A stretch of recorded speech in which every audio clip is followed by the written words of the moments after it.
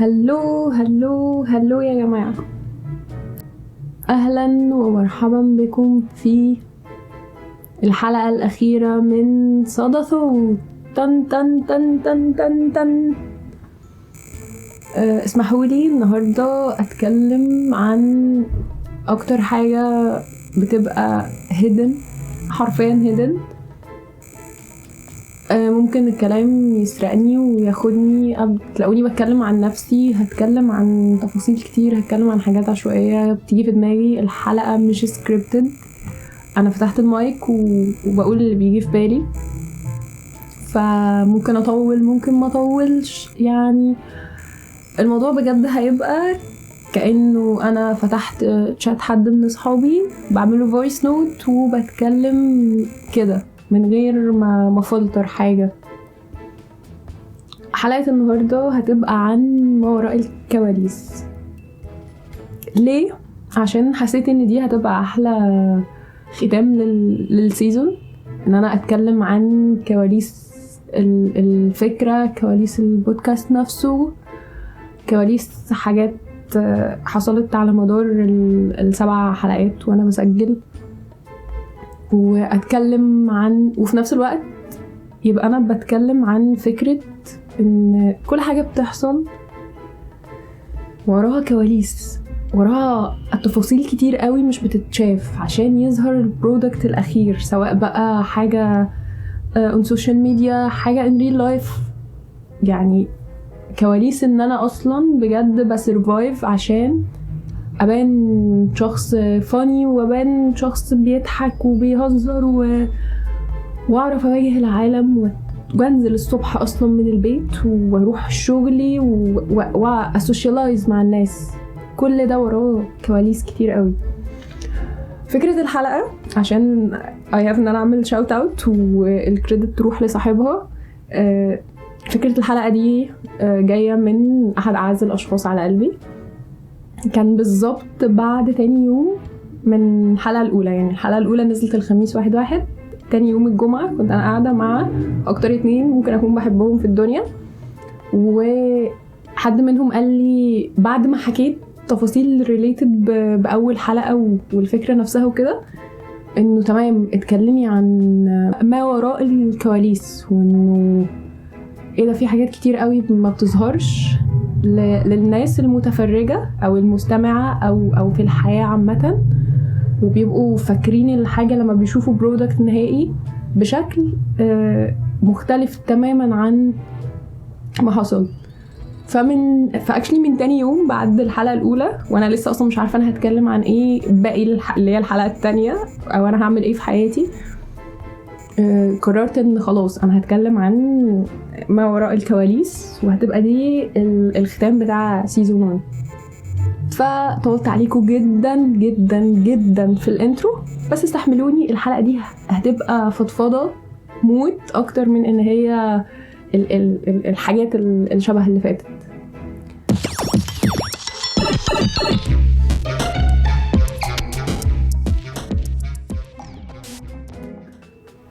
يلا بينا نبدأ. اعذروا اي تلعثم، اعذروا اي لخبطه، اعذروا لو انا بعيد نفس الكلام تاني، عشان بجد انا حابه جدا الحلقه دي تبقى مش سكريبتد، ان انا اتكلم من دماغي، ان انا ما اعملش مونتاج. يعني هعمل مونتاج اوكي، بس مش هشيل بقى السكتات والتلعثم واللخبطه واعيد واسجل وكل ده. عايزاها تبقى بجد 100% تلقائيه. ان جماعه انتوا عارفين ان كل حاجة بنشوفها في حياتنا ليها كواليس، بس دماغنا مش بتفكر في ده. اول حاجة دماغنا بتقعد لما تشوف حاجة تقعد تبصلها وتتكلم عليها واكشلي تدي احكام وتقيم، وده حلو وده وحش وده ناقصه كذا وده محتاج كذا، وكلنا عايشين في فكرة انه ايه ده، الله احنا حكام، بيظهر قدامنا حاجة نبدأ نقيمها بقى، وريت ماي اوتفيت وريت ماي فود، وبنريت كل حاجة، ماشيين بنريت على نفسنا والله العظيم بلا مبرر، بغض النظر بقى تماما عن كواليس اللي انت بتعمل له ريتنج. الضحك اللي بيبقى وراه تعب، النجاح اللي وراه 1000 فشل. فأنا لما كنت بعمل ده انا كنت بحاول اشوف ما وراء الاشياء بشكل ما. يعني كل بوينت كنت بتكلم فيها او كل توبيك كنت بعمل عنه حلقة، كنت بحب اكون بوضح انه طب هو في ايه بقى ورا ده، ايه ممكن يبقى ورا الناس اللي بتتصرف بالشكل ده. طيب احنا فكرنا في مشاعرهم، طب احنا فكرنا مش عارفة ايه، وهكذا. فخليني اخدكم واسحلكم معايا في ازاي بجد صدى ثوت بدأ.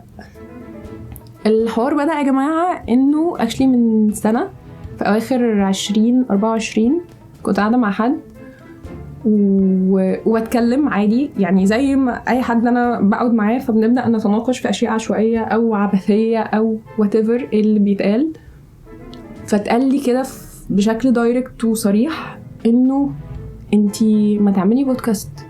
فانا قلت لولو ايه الهبل ده، يعني لا انا فاكس خالص، انا اخري كده وتمام. فتقالي لا انتي بجد بتتكلمي حلو قوي، انتي بتعرفي تتكلمي اكشلي وبتعرفي توضحي بوينتس معينه لما بنتكلم في توبيك جد وكل ده. فانا عديت الحوار وفضلت في الحاجه اللي انا بحبها قوي قوي قوي، وهي الستوري تايم اللي انا بدأها من 10 سنين، معرفش من 12 سنه، من 13 سنه. انا بعمل ستوريز بجد من قبل ما يكون في ستوريز على الواتساب. انا كنت بعمل ستوريز على الانستجرام، اللي هو قشطه انا بدخل افتح الكاميرا واتكلم وعبط. يعني اصدقائي اللي على الواتساب، الفانز الاكشلي اللي انا كنت اللي انا بخاطبهم، اللي انا اوريدي عامله البودكاست عشان الخمسة ستة اللي بيحبوا ستوريز بسومه وبيدخلوا يعملوا ريبلايز ويقولوا لي بصي بقى تحفه والله العظيم انا ما بفوتش ستوري دي بجد حاجه بالنسبه لي تحفه. اللي هو يا جماعه يعني ايه اصلا في حد ممكن يسمعني وانا بعبط؟ انا حرفيا بعبط. يعني انا بفتح ستوري وانا ماشيه في الشارع، اقعد بقى هبل بقى اقول بصوا النهارده حصل في الميكروباص كذا وكذا وكذا، وانا ماشيه حصل مش عارفه ايه، والناس بقى اللي انا اتخانقت معاها واقعد اصيح ويا جدعان، حرفيا ده اللي انا بعمله. فدي حاجه انا بحبها، دي حاجه انا دايما بعملها. بوقف شويه وبختفي شويه وبرجع تاني اعمل لما الاقي مثلا موقف حصل وانا بجد مش قادره اكتمه، مش قادره ما اتكلمش عنه، فببدا اتكلم عنه.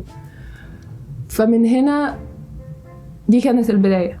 كنت مكتفيه بده جدا وحاسه انه تمام عادي.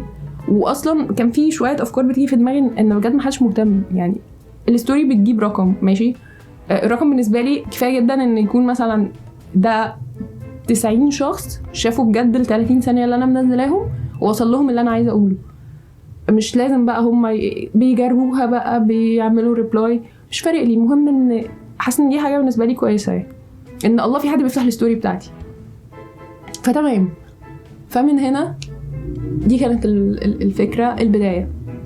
عدت كل ده انا ما اعرفش ايه اللي حصل، بس انا من 3 شهور، ممكن من شهر 10 او من قبل شهر 10 بشويه، خلينا نقول من شهر 9، وانا بدات افكر انه بسومه ليه لا، طب ما تعملي حلو، طب هيبقى ايه.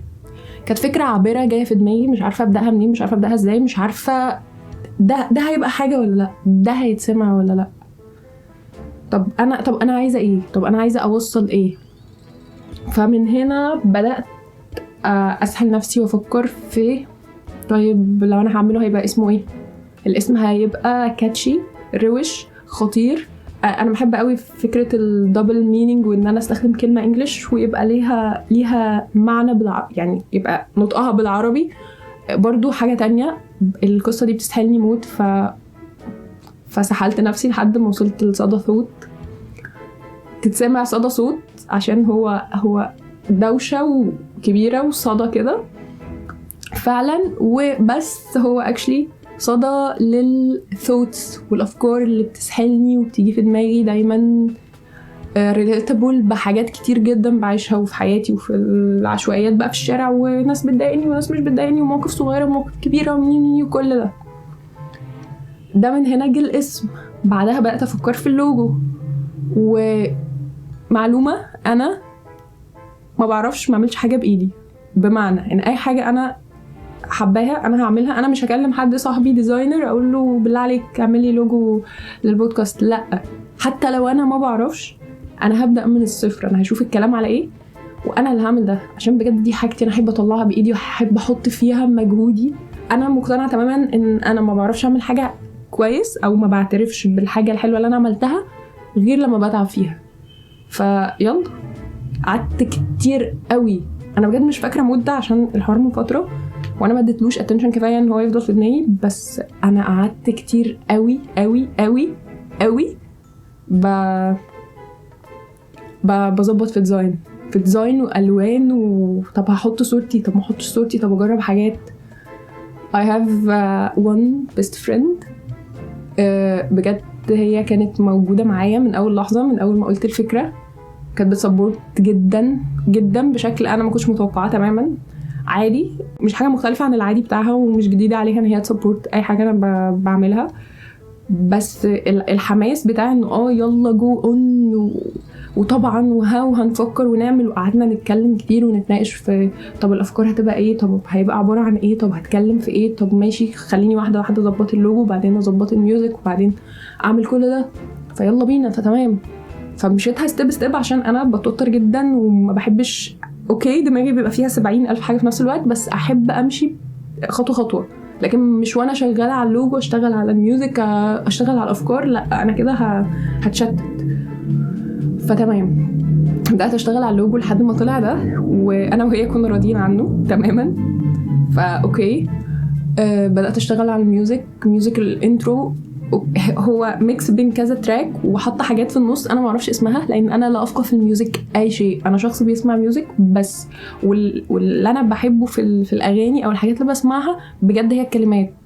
باخد بالي من اللحن، باخد بالي مثلا لو في طبلة، باخد بالي لو في مش عارفه كمان، الحاجات دي كلها باخد بالي منها، بس انا مش اشطر حد فيها خالص ولا بفهم، ما بفهمش حرفيا، ما بفهمش يعني. انا ما اعرفش يعني ايه اركب اصلا تراكات على بعض، ما اعرفش ايه التيمبو ده، انا بجد ما اعرفش ولسه ما اعرفش باي ذا واي. فتمام فقعدت سحلت نفسي كتير قوي واحاول اشوف ايه بقى قصه الميوزك دي بقى. يعني انا لو عايز اعمل انترو للبودكاست ده يا جدعان كام يعني، يكلفني بجد كام جنيه وكده عشان نخلص من القصه دي.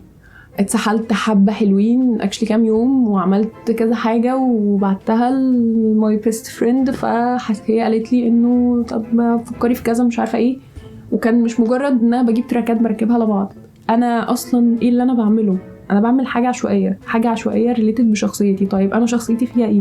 شخصيتي ممكن يبقى فيها غموض، ممكن يبقى دمي خفيف شويه، الاكيد اللي انا متاكده منه ان انا هايبر اكتيف وفراقه وبحب اللي هو ايه ده التنطيط بقى وميوزك ومش عارفه ايه وايه والجو ده. فتمام يبقى انا هعمل ميكس بين حاجه غموض، حاجه فيها سيكا كوميدي، حاجه فيها وش طبله بقى وتنطيط ورقص وايه وكده. بدأت ادور على التراكات، بدأت ادور ازاي اعمل ميرج لو اسمه ميرج معرفش، بدأت اشوف طب ادخل اشوف فيديوز، طب اشوف هستخدم ويب سايت، طب انا هحتاج ابليكيشن، طب انا مش عارفه ايه، وهكذا وهكذا وهكذا وهكذا لحد ما طلعت تراك الانترو. تمام خلصنا كل ده، محتاجين نشوف التوبكس. طيب يا بسومة انتي عايز تتكلمي في ايه؟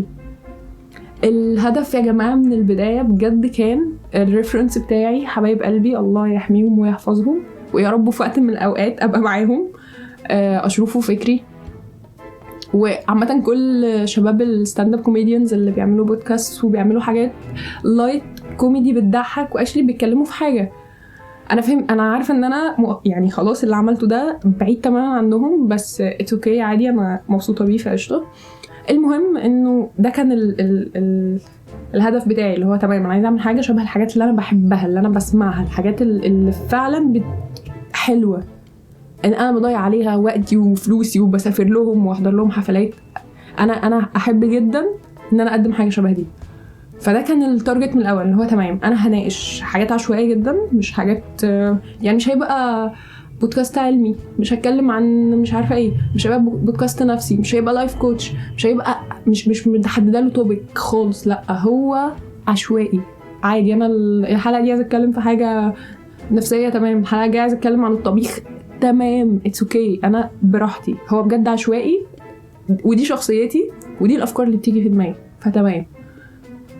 فبدات اتكلم، بدات افكر انه ماشي طيب عايزه هتكلم عن حاجات مثلا زي نفس فكره الستوريز لما كنت بطلع اصيح فيها وكده، اللي هو اللي ذوق الناس مثلا لما بتعامل معاهم في الشارع، مثلا فكره ان انا اتكلم ادي لحد حاجه وما يقوليش شكرا، فكره ان انا طيب مش عارفه مين وانا ماشيه علق وقال حاجه فانت اصلا باي حق بتتكلم بالطريقه دي، فكره ان انا مش بعرف مثلا اقول لا لحد وبأحرج جدا وده بيلبسني ويدبسني في حاجات. فبدات بشكل عشوائي افكر في حاجات، قعدت كتير جدا جماعه، يكاد يكون شهر ونص مثلا انا بجد بعمل برين ستورمينج، بفكر في حاجات، بفكر في افكار، باخد نوتس، بعمل بجد حاجات كتير قوي عشان اطلع actually 10 مثلا توبكس بحيث ان يبقى معايا 10 حلقات. طيب وهاجي جوا كل توبك انا هشوف هتكلم فيه عن ايه، طيب بعد ما هشوف هتكلم فيه عن ايه طب انا هحقق الضحك ازاي، يعني حرفيا هحقق الضحك ازاي، انا هتكلم هل انا هخلق بيرسونا اصلا اتكلم بيها ولا انا هتكلم بشخصيتي اصلا اللي بعمل بيها الستوريز ولا انا هعمل ميكس بينهم. طب انا دلوقتي الافيهات بقى، يعني افيهاتي بقى العاديه اللي هي انا عندي كذا شخصيه وعندي كذا اتيتيود وعندي كذا القاء لافيهات على حسب انا بقعد مع مين، يعني في افيهات انا بقولها مع صاحبتي القريبه مني، في افيهات انا بقولها مع بنات خالتي، في افيهات انا بقولها مع اخواتي، في افيهات انا بقولها في الشغل، في كل بجد مكان وناس في بيرسونا ما بتطلع مني انا ما اعرفش ليه، بس كده ببقى عارفه ده بيضحك على ايه وده بيجيب ضحك على ايه وده بيجيب ضحك على ايه وده بيجيب ضحك على ايه، وكل حاجه ريليتد بالموقف. فطيب انا هعمل ايه بقى في القصه دي؟ فقلت خلاص انا مش هضغط نفسي، انا هشوف انا اللي هيجي في دماغي وانا بكتب سكريبت او وانا بتكلم كافيهات وضحك وكده هقولها، ضحكت ما ضحكتش ستيل الهدف بالنسبه لي ان انا اوصل حاجه. كل ده بجد اخد مني وقت كبير قوي ومجهود. انا حاسه الموضوع قلب بقالي اكشلي نص ساعه باين بتكلم عن نفسي، بس حاسه انه لو هاجي اتكلم عن حاجه لما احكي تجربتي الشخصيه ده شيء هيبقى صادق اكتر، هيخلي الناس ممكن تريليت معايا او هتحس ان انا مش بتكلم في الفاضي، يعني انا مش بضرب امثله، مش بقول انه يا جماعه بصوا الناس اللي بيحصل معاها كذا، لا انا بتكلم عني، انا اوريدي حصل معايا ده فتمام اوكي. ده مثلا فقره البرين ستورم اللي طولت جدا وكده. بعدها بدات اتوصل لانه تمام طيب انا هنزله امتى، حلو انا هنزله امتى، اول يوم في السنه تحفه، انا يعني هثبت الخميس هيبقى كل ميعاد الحلقه.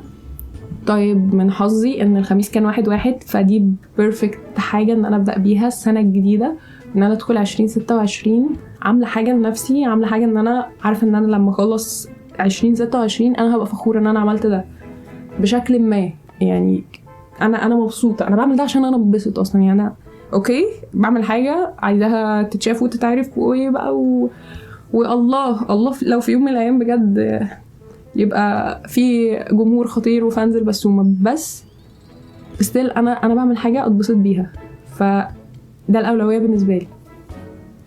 المهم انه ماشي خلاص، فانا جيت ابص في التاريخ انه ماشي احنا معانا 7 أسابيع قبل رمضان. طيب يا بسومه هل انتي هتعملي في رمضان؟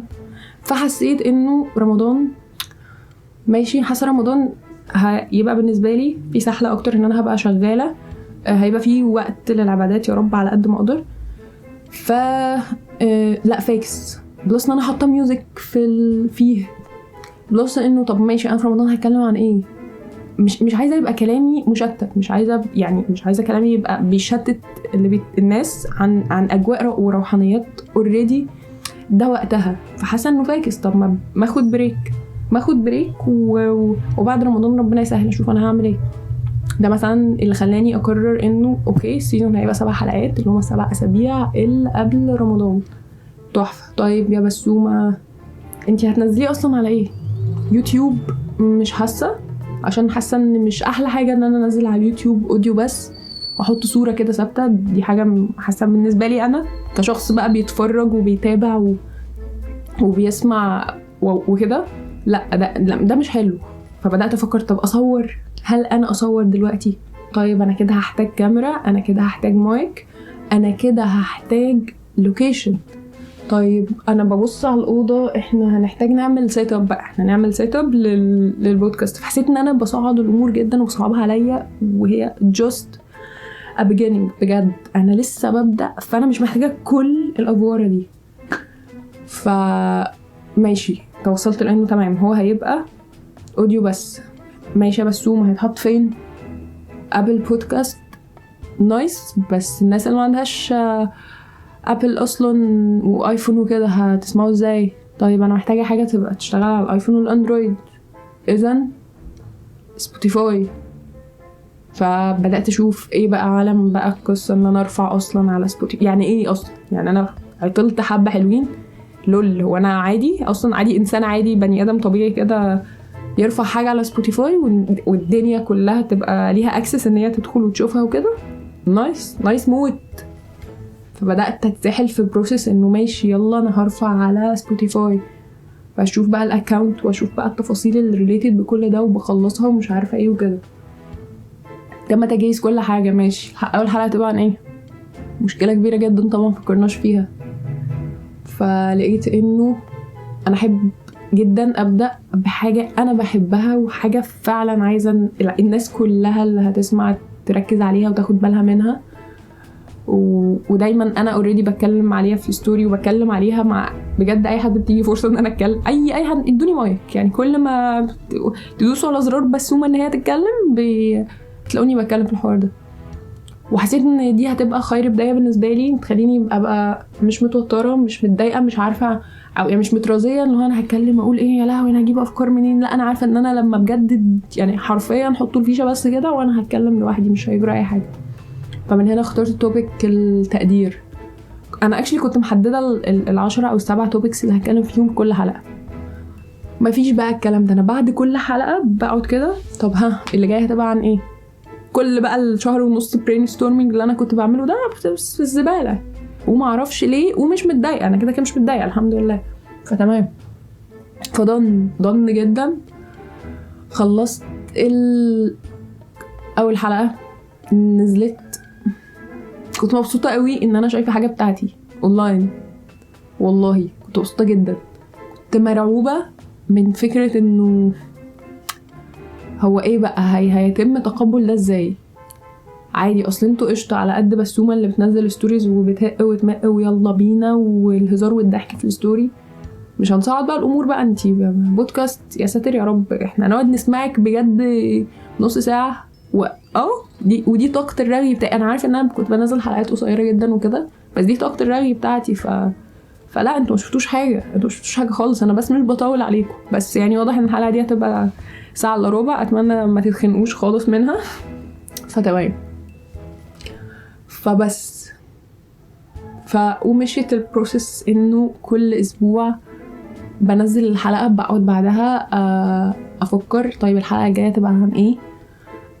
ابقى بتكلم عن توبيك مهم عندي انا عايزه اتكلم فيه، انا عايزه اوضحه، انا عايزه المس اشخاص معينه او الاشخاص عامه. لازم تبقى حاجه الناس تفهمها، حاجه فعلا مهم ان احنا ناخد بالنا منها. كنت بقعد افكر في كل ده. طيب ماشي خلاص انا اخترت التوبيك، بس وما يلا نكتب سكريبت. انا يلا مهم جدا بالنسبه لي ان انا اكتب سكريبت، ان يبقى كلامي محدد، ان يبقى كلامي كاتباه ومراجعاه كذا مره ومتفلتر عشان اقول المهم، عشان طريقه كلامي، اختيار الكلمات اكشلي، كل ده كان بيبقى مهم قوي قوي قوي بالنسبه لي. فكنت بقعد اكتب السكريبت مش بعرف اكتبه على مره واحده عشان عادي انا ما كنتش ببقى فاضيه ان انا اعرف اكتبه، اقعد مثلا يا 3 ساعات مثلا اكتبه. لا كان ممكن بيتقسم على الايام عادي، ممكن اطلعه حلقه اعرف اطلعها في قعده، وحلقه مش عارفه اطلع. دماغي بجد قافله دلوقتي. الارت بلوك بقى اللي بيجي للفنانين لو هعتبر نفسي منهم يعني، وهكذا بقى. فطيب ماشي انا خلاص هسجل بقى. فانا محتاجه اقعد اسجل اشوف البيت فاضي، الاوضه فاضيه، مفيش حد في البيت. بسجل مرة واتنين وتلاتة واكتر، بتلعثم وانا بتكلم، بهبط، بزهق، بتلخبط، فبوقف وارجع اعيد تاني. بخلص كل ده وبعدين امنتج، بقعد حبة حلوين امنتج. بعد ما بمنتج بقعد اسمع الحلقة مرة واتنين وتلاتة عشان اتشك انه تمام كل حاجة مظبوطة وهكذا. فالبروسيس دي كلها كانت بتسحلني بجد على مدار الاسبوع. وعلى مدار الاسبوع انا بشتغل، انا بنزل اشوف حاجات، اعمل حاجات، اجيب حاجات. فجأة من اللاشيء كان في مسؤوليات ما بتظهر، اللي هو ايه كل ده بالراحة؟ طيب انا والله ما فاضية.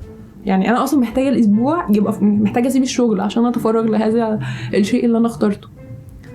وانا اصلا مش مالتي تاسكر، دي قصه تانية بقى. اللي انا بتوتر جدا وببانيك موت وما بحبش اتزنق خالص. ويعني ايه الساعه، يعني ايه، يعني انا بسجل اصلا الساعه 2 بالليل الخميس الصبح، والحلقه المفروض تنزل وكده الخميس بالليل مثلا او الخميس العصر. ايه الهبل ده؟ وجاء اسبوع كانت الحلقه تقريبا 5. اوريدي اتسحلت طول الاسبوع في حاجات كتير جدا وما فضيتش خالص وما لحقتش اكمل السكريبت ولا اسجل. ومكمله السكريبت يوم الخميس بعد ميعاد نزول الحلقه، ومسجله بعدها ومنتجت ونزلتها متاخر 6 ساعات حرفيا. بس هو ده مجرد كوميتمنت. والله انا لو في اتنين بجد بيسمعوني فانا بنزل عشانهم. انا في الاول في الاخر انا بعمل ده عشاني، انا بعمل ده عشان انا مبسوطه بيه واكشلي فخوره قوي بيه. فتمام. وانا كوميتد وبحب جدا شعور ان انا كوميتد وان انا حطيت نفسي في حاجه بارادتي وانا حباها، فيلا بينا انا هكمل فيها. يا لهوي على الرغي، يا لهوي على الرغي. انا بقالي قد ايه برغي يا جماعه؟ نص ساعه. يا الله الندم. اتمنى ما تندموش خالص. وبعد كل التفاصيل اللي انا حكيتها دي اتمنى يعني كده حاسه ان هي ممكن تبقى تفاصيل مش مهمه لاي حد اطلاقا، بس ده بجد المورال من الحلقه. اي حاجه علشان نشوفها بالشكل الظاهر قدامنا اللي هو برودكت نهائي بتفاصيله بقى الحلوه والوحشه. هو بجد خد خطوات كتير قوي عشان يوصل لده في الاخر. البروسيس نفسها مجهده متعبه على كل حاجه كل شخص مر بيها. فاحنا كلنا كده في حياتنا، كلنا بلا استثناء، من اصغر تفصيله بتحصل لاكبر بروجكت او اكبر نجاح حد بيحققه او حتى مش نجاح. من اكتر الحاجات اللي بجد اوهب ان انا اتكلم عنها هو كل فيدباك، كل ريبلاي، كل كومنت بيجيلي من الناس القريبين مني والناس اللي عادي علاقتي بيهم مش قريبة قوي، عارفاهم وكل حاجة، بس بيدخلوا اللي هو الله ده حلو، الله ده جميل، بس love بتتحط على الستوري. اصلا عدد الفيوز او البلايز اللي بتجيلي انه واو، يعني ايه الحلقة دي مثلا شافها 10 ده قليل جدا. 10 دول انا عارفاهم بالاسم، اللي هو انا هعد ماما واخواتي وصاحبتي وبنت خالتي، انا عارفاكم يا جماعة انتوا ال10 كلكم كده. بس تحفة. انا بالنسبة لي ان حد يقعد ياخد من وقته بجد، يحط السماعة في ودانه او ما يحطهاش، بس whatever، هو اخد من وقته وقعد سمعني وانا بتكلم في حاجة، دي حاجة كبيرة قوي، دي بجد حاجة كبيرة جدا. فحبايبي اللي كانوا already بيسمعوا يخشوا يشيدوا ويمدحوا ويفخموا، ومش بقول كده علشان اكبرها في حق نفسي، بس انا بقول كده عشان بجد ده كان شعور اللي هو انا بقعد كده قدام المسجات، يا الله انا بجد الكلام ده كله عشاني. شكرا يعني والله العظيم لو قعدت اشكركم من هنا لحد ما اموت مش هيكفي. شكرا جدا. كل كومنت كان بيتقال لي على حاجه فارق معايا قوي، مش ناسياه. اكشلي سكرينات بقى ستورد مسج عامله فولدر في الجاليري مكتوب فيه بودكاست فيدباك وحاطه فيه كل الكلام ده. بجد فاكره كل حاجه اتقالت وفاكره حاجات معينه من ناس معينه اللي هو الله انا اتقالي ده على الحلقه دي من ده. انا بتكلم بشكل عام عشان ما اقولش اسماء معينه، بس دي بجد حاجه كبيره قوي، والله دي حاجه كبيره قوي وفارقه قوي ومهمه قوي. فانا بشكركم جدا من قلبي. غير كده كمان دي حاجه بس مهمه جدا، ان انا اول حلقه اتقال لي عنها ان الانترو طويله قوي as a music، فجيت بعد كده قصرتها. الحلقه التانية اتقال لي عنها انه لا بس انا كان باين ان انا صوتي مش تمام، وباين ان انا مش انه فيك سيكا، او ان انا سكريبتد، او انه مفيش تلقائيه، او اصلا الكلام مش كونكتد ببعضه، احس انه كلام كده عشوائي بطلع من البوينت دي انط على البوينت دي، فاللي بيسمع تايه. ان اتقال لي ايه تاني؟ في حاجه تانية مهمه اتقالت لي، ثانيه افتكر. اتقال لي مثلا انه انتي بتتكلمي بشكل عام قوي، فمش عارفه ريليت، محتاجه انك تحطي مثلا وانتي بتتكلمي personal experience. دي بتفرق قوي وبتخلي الناس تريليت وبتحس كده.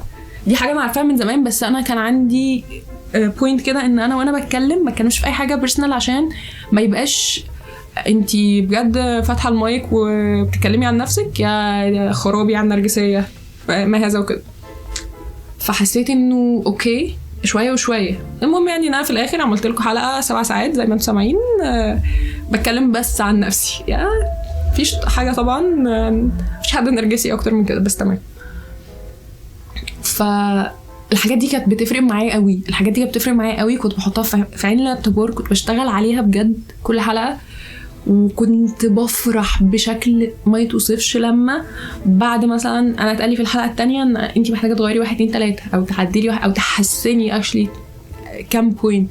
فجيت في الحلقه الثالثه بجد انا قعدت اشتغل عليهم وعملت الحلقه الثالثه. الفيدباك اللي جالي بعد الحلقه الثالثه انه بيرفكت، انتي صلحتي كل مثلا اللي اتقالك عليه كومنتس. فدي كانت بالنسبه لي تحفه، لان انا فعلا اشتغلت على ده وركزت عليه وحاولت اصلحه. فمهم قوي انه لما يتصلح يتقال لي انه ايه ده، الله انتي فعلا ظبطتيه. وفي حاجه تحفه ان انا كان من حسن حظي رهيب جدا ان الحلقه بتاعت الاسبوع اللي فات اللي هي السادسه نزلت يوم الخميس، ويوم الجمعه انا قعدت مع اقرب اصدقائي ان ريل لايف، يعني خرجنا خروجه وكده. فجماعه انا اخدت الفيدباك على الحلقه ان ريل لايف، انتوا مش متخيلين ده تحفه ازاي، والله العظيم. يعني انا قاعده كده وهي حبيبه قلبي قاعده قدامي بتتكلم بمنتهى الحماس والحب والطاقه والجمال اللي في الدنيا، ما شاء الله الله يحفظها، عن كل حاجه بقى. يعني ده البيرفكت فيدباك، وحياة ربنا انا اصلا بحب جدا ان لما اعمل حاجه اخد عليها فيدباك كامل، تتقدر جدا، يتقال لي كلام عن كل تفاصيلها، اللي هو ابصي في الحته دي انا حسيت بكذا، في الحته دي انا بجد كنت بريليت جدا عشان مش عارفه ايه، انا اصلا لما قلتي كذا ده جه في دماغي، اتبسطت بقى قوي لما سمعت كذا، وهكذا. تو ماتش كذا، انا بقول تو ماتش كذا بجد، ايه ده. المهم يعني انه ده كان بجد احساسه تحفه، والله العظيم احساس حلو قوي. لما اتكلمت معاها وقلت لها ان بجد الحلقه يعني الحلقه 7 هتبقى هي الاخيره وهقفل السيزون على كده وبتاع، كملت، يعني هي كملت كلام اللي هي كانت بتقوله، وبعدين فجاه في نص الكلام وقفت وقالت لي ايه ده، ثانيه واحده، يعني ايه؟ مش قادره اتخيل انه لا، يعني انا بستناها كل اسبوع، دي عندي بالدنيا. يعني انا لو سمعت ده منها كده اي حاجه منها هي ده كفايه جدا بالنسبه لي، الحمد لله. بس فكره ان في شخص واحد بيبقى مستني ده مني فكره ان في شخص بجد بيبقى قاعد مستني ان يوم الخميس والله يا بسومه بسرعه يا بسومه الحلقه هنموت وننزلها. ده نفس بالظبط احساسي وانا قاعده مستنيه اشوفه فكري ينزلوا الحلقه يوم الثلاث مثلا. ده بجد نفس احساسي. ففكره ان الله يا جماعه فهمت منها فكرة لما بيجي مثلا الشباب اللي أنا بحبهم بيشتكوا إنه يا جماعة الجمهور بيبعت وبيسأل فين الجديد، الناس بتسأل فين الجديد، قلت لهم إيه؟ قلت لهم هسأل، وهكذا بجد وهكذا. كان إحساس حلو قوي برضو إنه الله انتي فارق معاكي، انتي مهتمة، انتي بجد متضايقة إنه هيفضل انه هيفضل دي، انه هيبطل، انه هيقف، يعني مش مهم، المهم يعني انه كده. فبجد كانت حاجه حلوه قوي بجد. حاسه ان انا يعني طولت موت، مش عايزه اطول اكتر من كده. مش عارفه الحلقه دي هيبقى واقعها ايه عليكم. اتمنى ما تبقاش تقيله وتتضايقوا منها. اتمنى ما تحسوش انه ايه ده يا لهوي انتي عماله تتكلمي عن نفسك انتي مني كده، عشان عادي يا جماعه انا اللي عامله البودكاست حاسه ان انا بتكلم عن نفسي، يعني ايه المشكله؟ بهزر مش عايزه ابقى بكحه. ف بجد المورال من الرغي ده كله انه فعلا بجد بيبقى فيه تفاصيل كتير قوي. يا رب بطل اقول بجد، يعني انا لما بطل اقول بجد كتير اكيد هتفرق في حياتي. المهم انه فعلا بيبقى فيه تفاصيل كتير قوي وكواليس كتير قوي احنا ما نعرفش عنها اي حاجه. بتفرق لما نظرتنا للحاجه بتتغير قوي كده لما بنعرف التفاصيل دي.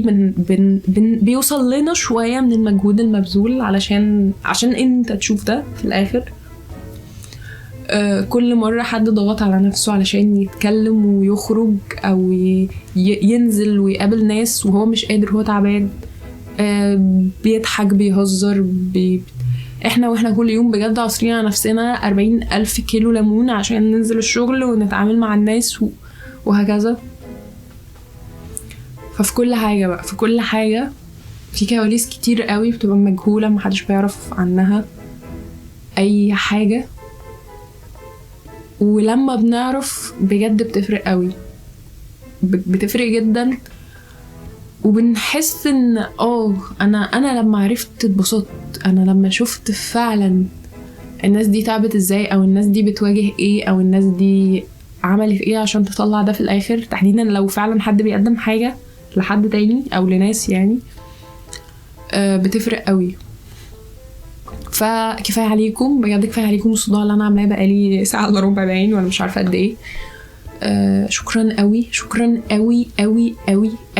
قوي بجد من قلبي لكل حد سمع من اول مره، لكل حد قدم سبورت، لكل حد interested وstill interested. مبسوطه من قلبي وممتنه بجد فعلا. مش عارفه اقول ايه تاني بصراحه، بس much love.